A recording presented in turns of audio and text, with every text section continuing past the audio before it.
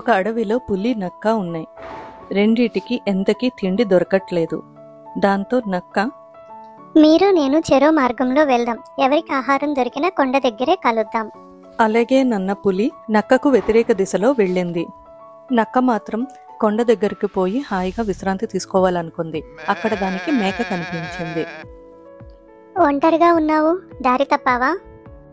ఈ కొండ గుహలో నివసిస్తున్న నా మిత్రుణ్ణి కలిసి వస్తున్నాను. ఇప్పుడిక మా మందను కలవటానికి వెళ్తున్నాను. కోతలు ఆపు, పులి ఇప్పుడే వేటకని బయలుదేరింది. నిజం చెబితే నిన్ను రక్షిస్తాను. నేను అబద్ధం చెప్పటం లేదు. కావాలంటే ఓసారి నా మిత్రుణ్ణి పిలుస్తాను.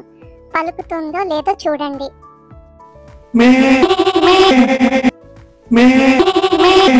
అని గట్టిగా అరిచింది మేక. అటు నుంచి కూడా మే మే అంటూ సమాధానం వచ్చింది. నువ్వు నిజం చెప్పావు కాబట్టి ఇచ్చిన మాట ప్రకారం నిన్ను వదిలిపెడుతున్నాను. ఈ దారిలో వెళ్తే నువ్వు క్షేమంగా చేరుకుంటావు అంటూ తెలివిగా పులి వెళ్లిన మార్గాన్నే చూపించింది నక్క.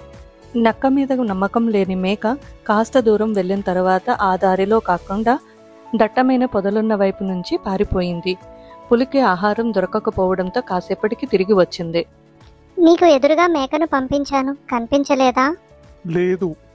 అది పోయినా మరోటి ఈ గుహలో ఉంది. దాన్ని బయటకు రప్పించేందుకు పులి గాండ్రించింది. కొద్దిసేపటికి తిరిగి వాటికి గమనింపు వినిపించింది. మరో పులి గుహలో ఉందా? నీ మొహం, అది మరో పులి అరుపు కాదు, ప్రతిధ్వని.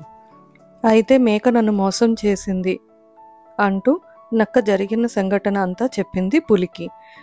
పులి కోపంతో నక్కను కసురుకొని అక్కడి నుండి ముందుకు కదిలింది. కథ కంచికి మనం ఇంటికి.